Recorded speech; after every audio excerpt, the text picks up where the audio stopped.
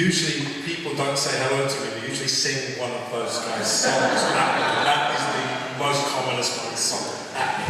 But it kind of is indicative of a kind of welcoming gallousness that Glasgow and Scotland has to offer for somebody who doesn't come from there, who comes to stay here.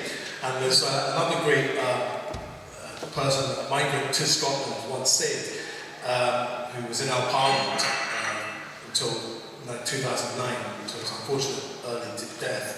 He said, he said, it's not where you come from, it's where we're all going to together that counts. And I would add something else to that. It's also about how we get there.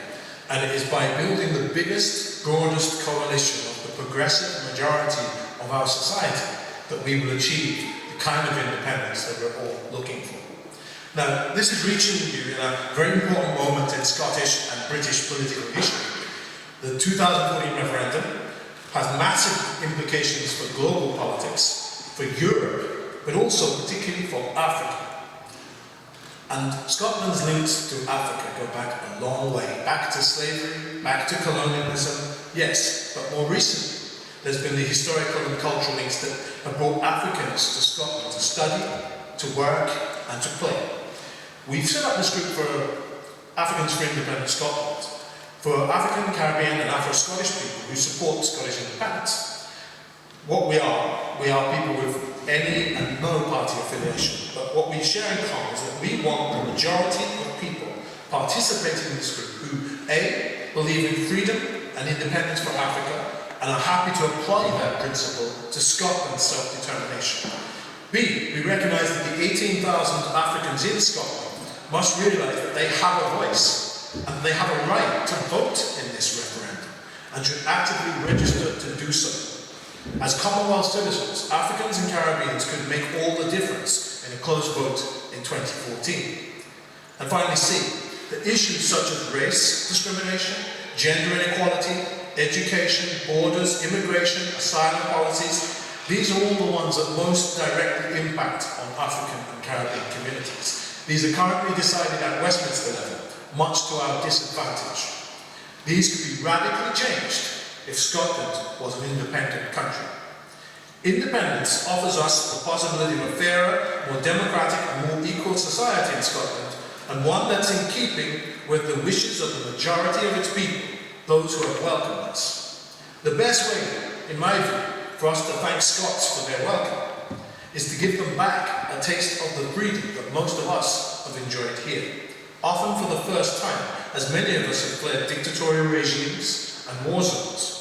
We understand only too well what it means as we celebrate the independence of our own nations. Africans, of all people, really get independence.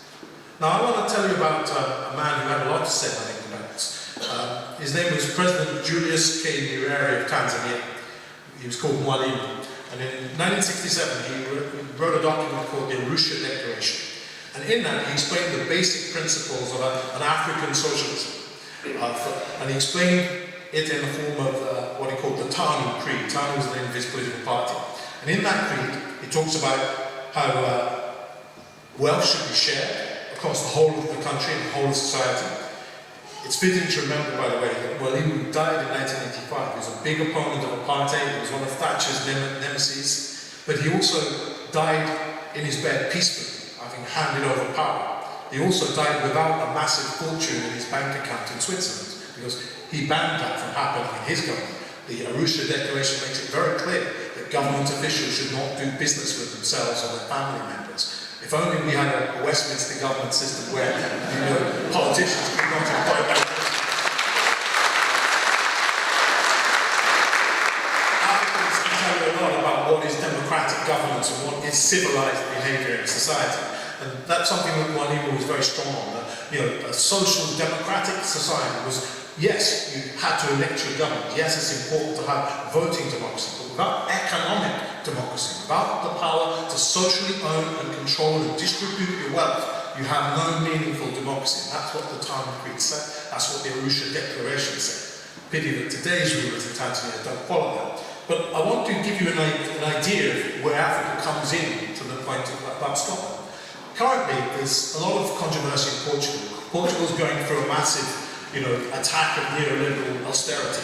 And, you've seen all the demonstrations on the streets, just like in other countries. But unique to Portugal, Angola, a country which is now oil-rich and wealthy, having gone through a terrible civil war and a massive war of independence against Portugal, their wealth are now investing in Portugal, saving its banks from collapse, saving all those jobs, putting skilled jobs and employment in Portugal, in the whole country. Now, you think of all the countries that Scotland has links to. We're sending oil workers to Nigeria, Ghana, Libya. Well, imagine what would happen if we had an independent country, that capital came back to this country.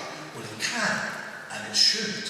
And it can if we organise ourselves in the right way.